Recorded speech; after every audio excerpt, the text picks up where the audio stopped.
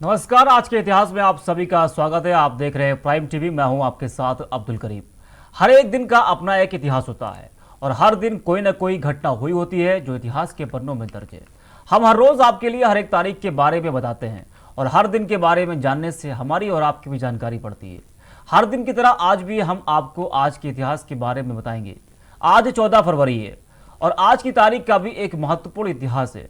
जिस 14 फरवरी 2019 को प्रेमी जोड़े प्यार के त्योहार यानी कि वैलेंटाइन डे मना रहे थे, उस दिन हमारे देश में एक ऐसी दुखद घटना हुई जिसे कोई कभी नहीं भूल पाएगा। जी हाँ, आज ही के दिन 14 फरवरी 2019 को पुलवामा में सीआरपीएफ के काफिले पर आतंकियों ने हमला कर दिया था। इस हमले में हमारे 40 जवान शहीद हो गए थे, लेकिन हमले के 12 दिन बाद भारतीय सेना ने इस हमले का बदला भी लिया था और इस हमले में 300 आतंकी मारे गए थे। दिन था गुरुवार, तारीख 14 फरवरी 2019 यानी वैलेंटाइन डे और समय करीब दोपहर 3:30। जम्मू कश्मीर श्रीनगर राष्ट्रीय राजमार्ग पर करीब 2500 जवानों को लेकर 78 बसों में सीआरपीएफ का काफिला गुजर रहा था। सामान्य दिन की तरह ही उस दिन भी सीआरपीएफ के वाहनों का काफिला अपनी धुन में ही जा रहा था। हालांकि घाटी में आतंकी गतिविधियों को देखते हुए काफिले में चल रहे सभी सुरक्षाकर्मी सतर्क थे। सड़क पर उस दिन भी सामान्य आवाजाही थी। सीआरपीएफ का काफिला पुलवामा पहुंचा ही था कि तभी सड़क के दूसरे साइड से सामने आ रही एक कार ने सीआरपीएफ के काफिले के साथ चल रहे वाहन में टक्कर मार दी।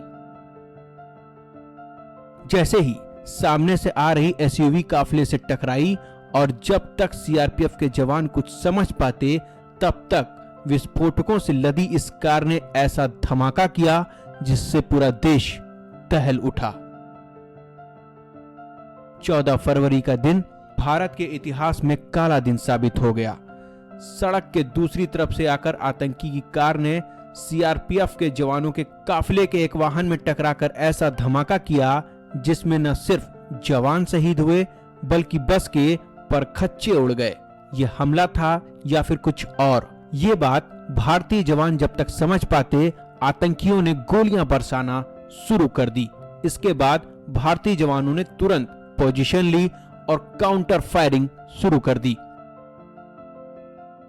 सीआरपीएफ के जवानों की फायरिंग को देख आतंकी वहां से भाग निकले। धमाका इतना जबरदस्त था कि कुछ देर तक सब कुछ धुआं धुआं हो गया।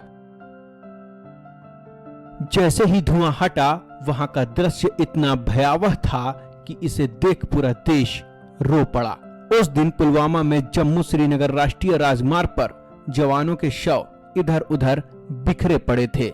चारों तरफ खून ही खून और मांस के टुकड़े दिख रहे थे। जवान अपने साथियों के तलाश में जुट गए। तुरंत पूरे देश में हाहाकार मच गया, क्योंकि तब तक हमारे देश के 40 बहादुर जवान शहीद हो चुके थे। कई जवान घायल अवस्था में तड़प रहे थे। सेना ने बचाव कार्य शुरू किया और उन्हें तुरंत ही अस्पताल ले जाया गया। बचाव कार्य और सर्च ऑपरेशन दोनों एक साथ चल रहे थे। इस हमले को अंजाम देने वाला आत्मघाती हमलावर आतंकी आदिल अहमद डार था। आतंकी अहमद डार ही उस कार को चला रहा था जिसमें विस्फोटक थे। इसने खुद को इस हमले में उड़ा लिया। घटना के तुरंत बाद पूरे देश में शोक की लहर दौड़ गई। पाकिस्तान स्थित आतंकी संगठन जैश ए मोहम्मद ने इस आतंकी हमले की जिम्मेदारी ली। इस घटना ने देश को ऐसे झकझोर दिया कि सबके जुबान पर बदले की बात आ गई। सभी आतंकियों से बदले की बात कर रहे थे। मीडिया और सोशल मीडिया से सरकार पर दबाव बन रहा था। हर नागरिक, सिविल सोसाइटी और विपक्ष सरकार को आतंकियों और उसके आका पाकिस्तान से बदला लेने के लिए कह रहा था। फिर आखिरकार ऐसा दिन भी आया। भारतीय सेना ने पुलवामा हमले के ठीक 12 दिन बाद आतंकियों पर हमला किया। पुलवामा हमले के ठीक 12 दिन बाद 26 फरवरी को भारतीय वायुसेना ने पाकिस्तान स्थित बालाकोट में आतंकी संगठन जैसे मोहम्मद के ठिकानों पर एयर स्ट्राइक कर दिया। इस एयर स्ट्राइक में भारतीय वायुसेना ने इतनी बम वर्षा की कि उसके आतंकी ठिकाने पूरी तरह से ध्वस्त हो गए और करीब 300 आतंकवादी मारे गए। इस तरह से भारतीय वायुसेना ने बालाकोट में आतंकी शिविरों को नस्ते नाबूद कर पुलवामा अटैक का बदला लिया। इन दो घटनाओं के बाद भारत और पाकिस्तान के बीच तनातनी खूब बढ़ गई। बता दें कि भारत ने पुलवामा अटैक में शामिल सभी आतंकवादियों को धीरे धीरे मार गिराया।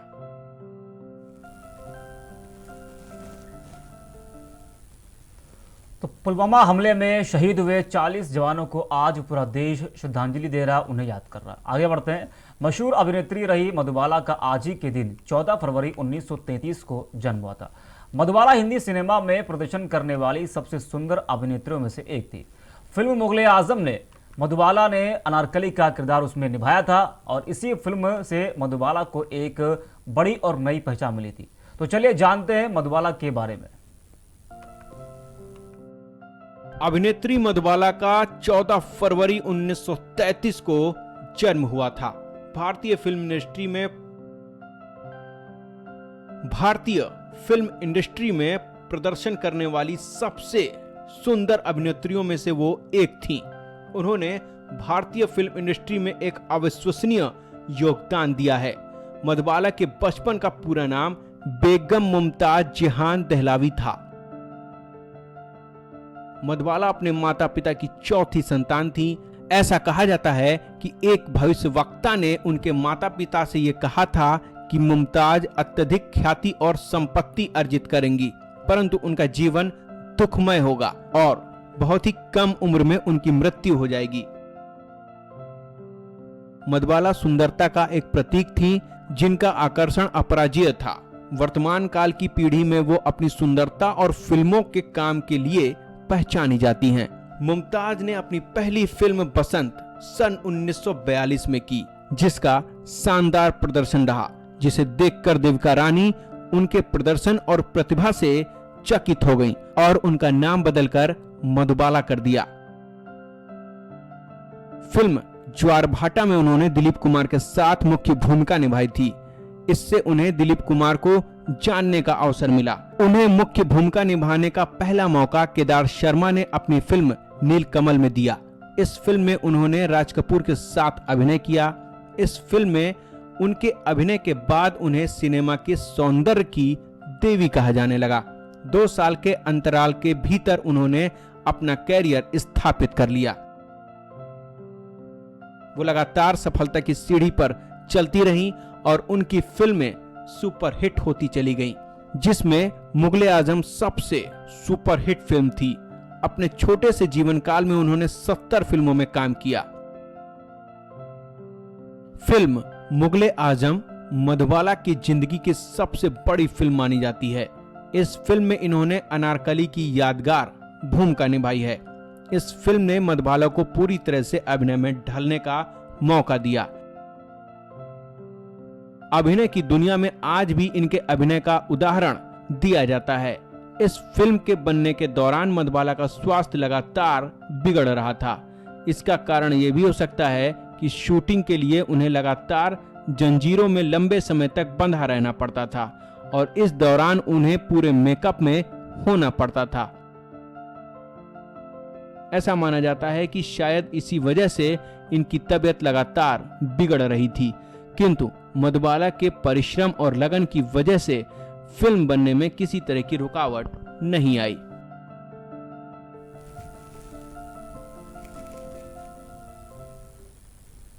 तो चलिए आगे बढ़ते हैं और बात करते हैं प्यार के त्योहार की, यानी कि वैलेंटाइन डे की। जी हाँ, 14 फरवरी प्रेमी जोड़ों के लिए बहुत ही खास दिन होता है, क्योंकि हर 14 फरवरी को वैलेंटाइन डे का त्यौहार मनाया जाता है। ये त्यौहार संत वैलेंटाइन की याद में इसको लोग मनाते हैं।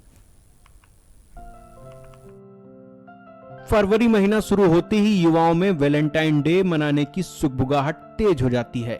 14 फरवरी से पहले ही पूरे हफ्ते वैलेंटाइन वीक मनाया जाता है और फिर 14 फरवरी को प्रेमी जोड़े इस प्यार के त्योहार को खूबसूरत तरीके से अच्छे से मनाते हैं। इसकी शुरुआत रोज डे से होती है और आखिरी दिन किस डे मनाया जाता है। इन 7 दिनों के बाद 8वें दिन वैलेंटाइन डे मनाया जाता है। वैलेंटाइन डे यानी प्यार और प्यार करने वालों को समर्पित प्यार भरा ये दिन खुशियों का प्रतीक माना जाता है और हर प्यार करने वाले शख्स के लिए ये खास दिन अलग ही अहमियत रखता है। प्यार के इजहार के तौर पर अपने जज्बातों को शब्दों में बयां करने के लिए इस दिन का प्यार के परवानों को बेसब्री से इंतजार होता है। कहा जाता है कि वैलेंटाइन डे का नाम रोम के एक पादरी संत वैलेंटाइन के नाम पर रखा गया है। दरअसल रोम साम्राज्य में 3री सदी में क्लॉडियस नाम का एक राजा शासन करता था। क्लॉडियस का मानना था कि शादी करने से पुरुषों की शक्ति और बुद्धि खत्म होती है। अपनी इस सोच की वजह से उसने पूरे राज्य में आदेश जारी कर दिया था कि उसके राज्य में कोई भी सैनिक या अधिकारी शादी नहीं करेगा। लेकिन संत वैलेंटाइन ने क्लॉडियस के इस आदेश पर कड़ा विरोध जताया और पूरे राज्य में लोगों को शादी करने के लिए प्रेरित किया। संत वैलेंटाइन ने रोम में बहुत सारे सैनिकों और अधिकारियों की शादी करवाई। जब राजा तक इस बात की खबर पहुंची तो उसे बहुत गुस्सा आया। अपने आदेश का विरोध होता देख क्लॉडियस ने संत वैलेंटाइन को बंदी बनाने का आदेश दिया। इसके बाद उन्हें गिरफ्तार कर राजा के आदेश पर 14 फरवरी सन 2069 को फांसी पर चढ़ा दिया गया। तब से उनकी याद में वैलेंटाइन डे का त्योहार मनाया जाता है। तो जाने से पहले जानते हैं कि आज के दिन और क्या कुछ हुआ था। आज ही के दिन 1537 में गुजरात के बहादुर शाह को पुर्तगालियों ने धोखे से गिरफ्तार करने की कोशिश की और भागने के चक्कर में वो डूब गए। 1556 में पंजाब के गुरदासपुर जिले के कलानौर में अकबर की ताजपोशी हुई। 1628 को शाहजहां आगरा की गद्दी पर बैठ गए। 1658 में दिल्ली की सत्ता हथियाने के लिए मुगल वंश के आपसी संघर्ष में दारा ने वाराणसी के पास बहादुरपुर की लड़ाई में शुजा को पराजित किया। 1663 में कनाडा फ्रांस का एक प्रांत बना और 1743 में हेनरी पेलहम ब्रिटेन के वित्त विभाग के पहले प्रमुख बनाए गए। 1846 में क्राको गणराज्य का विद्रोह पूरे पोलैंड में फैल गया। वहीं 1881 में भारत के पहले होम्योपैथिक मेडिकल कॉलेज की कोलकाता में स्थापना हुई। 1899 में अमेरिकी कांग्रेस ने संघीय चुनाव में वोटिंग मशीन के इस्तेमाल को मंजूरी दी। 1893 में हवाई अमेरिका का हिस्सा बना। 1912 में इंग्लैंड में पहली बार डीजल इंजन वाली पनडुब्बी का जलावतरण किया गया। 1920 में शिकागो में महिला मतदाता लीग की स्थापना की गई। 1958 में इराक और जॉर्डन को मिलाकर फेडरेशन के मुखिया शाह फैजल बने। 1972 में अमेरिका ने चीन के साथ व्यापार प्रतिबंधों में ढील की घोषणा की। 1978 में अमेरिका ने मिस्र, सऊदी अरब और इजरायली को अरबों डॉलर के हथियार बेचने की घोषणा की। 1989 में काबुल में अमेरिकी राजदूत एडोल्फो डक्स की मुस्लिम उग्रवादियों द्वारा हत्या कर दी गई। 1988 में फिलिस्तीन मुक्ति संगठन के 3 वरिष्ठ अधिकारी बम विस्फोट से साइप्रस में मारे गए। 1989 में बेल्जियम के पूर्व प्रधानमंत्री पाल्क वार्डन को 1 माह बाद फिरौती देने के बाद छोड़ दिया गया। 1989 में उच्चतम न्यायालय ने भोपाल गैस त्रासदी संबंधी याचिका पर सुनवाई बंद कर दी। 1990 में बंगलौर में इंडियन एयरलाइंस 605 पर सवार 92 लोग विमान दुर्घटना में मारे गए। 1992 में सोवियत संघ से अलग हुए गणराज्यों में आधे से अधिक ने अलग सेना बनाने की घोषणा की। 1993 में कपिल देव ने 400 विकेट और 5000 रनों का रिकॉर्ड बनाया। वहीं 1999 में इंफॉल में 5वें राष्ट्रीय खेलों की शुरुआत हुई। 2000 में अंतर्राष्ट्रीय मुद्रा कोष के प्रबंध निदेशक माइकल कैमडेसिस ने अपने 13 वर्षीय कार्यकाल के बाद अवकाश ग्रहण किया। 2001 में अल सल्वाडोर में भूकंप से 225 लोग मारे गए। 2003 में श्रीलंका की तेज गेंदबाज चामिंडा वास ने बांग्लादेश के खिलाफ खेलते हुए 8वें विश्व कप की पहली हैट्रिक बनाई।